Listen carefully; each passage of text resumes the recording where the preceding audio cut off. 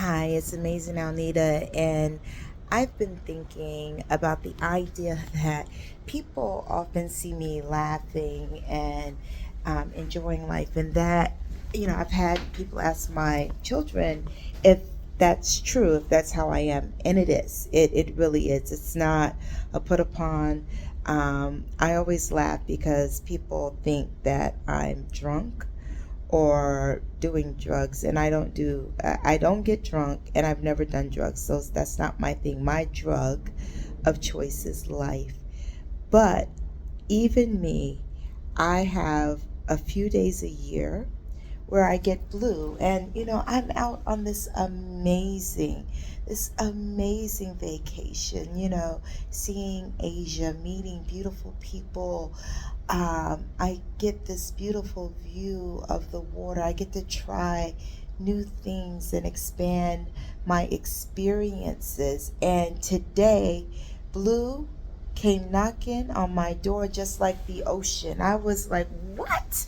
And it's funny, there are different things that put me there. Like I said, I only deal with this a couple of times a year, but as soon as it happens, I find myself fighting to undo it, because I know I cannot afford to let the blue take a hold. Now, of course, I am a hypnotist and a neurolinguistic programmer, and I can change my state. I know somewhere my mentor, Michael Stevenson, is saying, Nita, you have tools for this, and I know I do.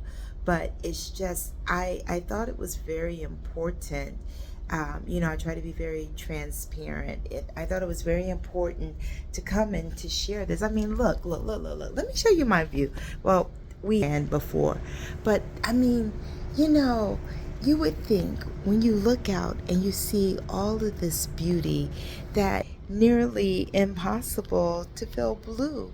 But blue doesn't care about uh, what you're wearing. It doesn't care about where you're at. It doesn't care about what you're doing. Blue can attack anybody at any time. And I think it's important to remember that, this blue shall pass. This too shall pass. This blue shall pass. And if you find yourself in a state of persistent blue, uh, call 988 if you're in the United States, or text to 988, because you don't have to deal with that alone. There are options. Now, I'm not saying that I'm feeling blue in that regard, but they can help with mental distress or anything like that. I even had a thing. Let me show you. Okay, so there's this curtain that I discovered the other day, and this morning I was having such a morning. Um, I this it's okay. So I looked up, and I did not see the curtain gone. Right, you see no curtain. I almost cried. I was just like, whoa, because this curtain is just so cool. It's a curtain that I have been playing with. And I was like, actually, I was out on the balcony, and I said I needed to go and play with the curtain because it brought me such joy. Like, you don't know when blue will pop up. You also don't know the things that will bring you unexpected joy. And my curtain did that. I didn't even realize it was there. Like I said, I've been on this cruise for a few days now, for more than a few days, more than a week. And I did not realize that that curtain was there, and it was such a delightful discovery. When you're feeling blue, try to find something that can instantly boost you. You can have a reserve list that'll do that, whether it's a movie, whether it's music, whether it's a person, but try to get to that. That's kind of like the in case of emergency thing that you crack. And so that you crack open your joy and that you obliterate the blue, right? Yes, so I am feeling better, much better, but I realized that this is one of the moments, and I really wanted to share it with you. Like I said, because people say nothing ever happens to me. I remember somebody told me that they're like, oh, but nothing ever happens to you. So the day that my father died, well, the day I got back from my father's funeral, I went to this person's house, and I said, I wanted you to know that I just buried my father, but and I actually gave my father's eulogy, and I was still smiling. And she's like, well, then you're just different.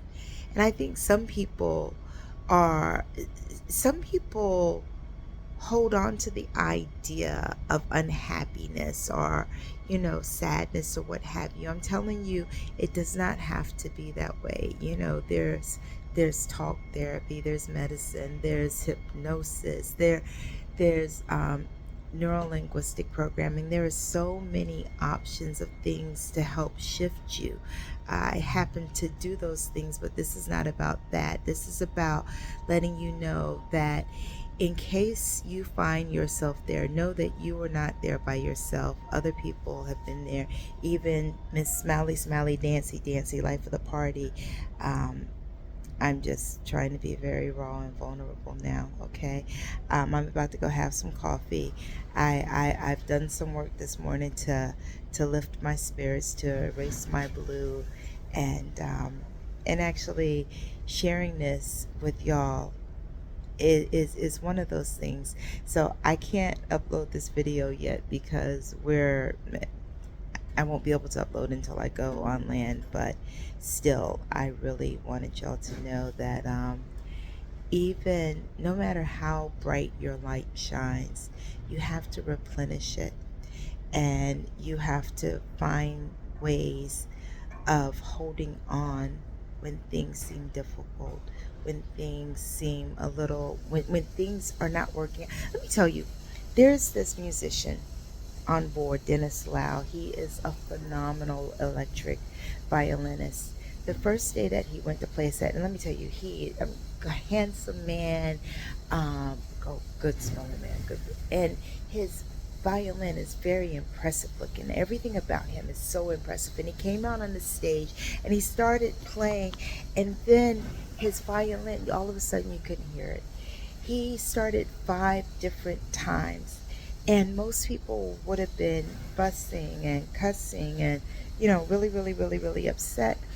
And he actually maintained his composure, and he just went and stopped and worked on fixing it.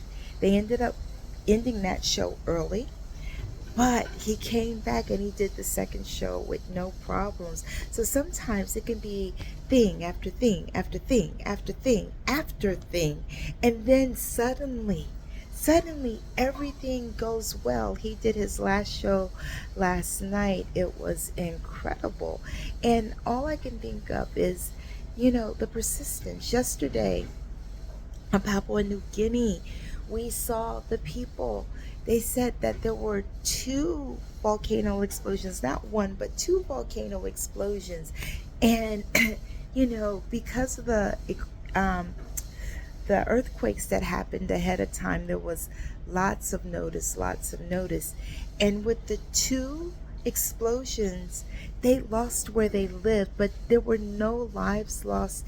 And instead of being overcome like the 15 feet of ash, they actually picked up their lives and they moved somewhere else. They moved somewhere else and they started all over again. I was like, wow, talk about resilience. That is incredible. Lulu was telling me about this. I was like, they literally picked up the town and moved it down the road. I mean, how many people would have thought about giving up? I mean, when you look around and there's ash to the right of you, ash to the left of you, ash in front of you, ash over everything that you know. But like the phoenix, it becomes an opportunity to actually rise again. So if you're feeling blue, think of yourself. Imagine yourself being the phoenix and feel that spirit of determination, of happiness, of joy rising in you. Reach up, grab a hold of it, and go with it. All right. All right. Don't forget to be beautiful, be brilliant, be you. And if you have to be blue for a minute, but make sure you work your way through it so that you can get back to the happiness you deserve. All right. Okay, this is amazing, Alnita. Don't forget to shine your light, sugar, even if you're blue, because eventually that wonderful feeling will catch up with you.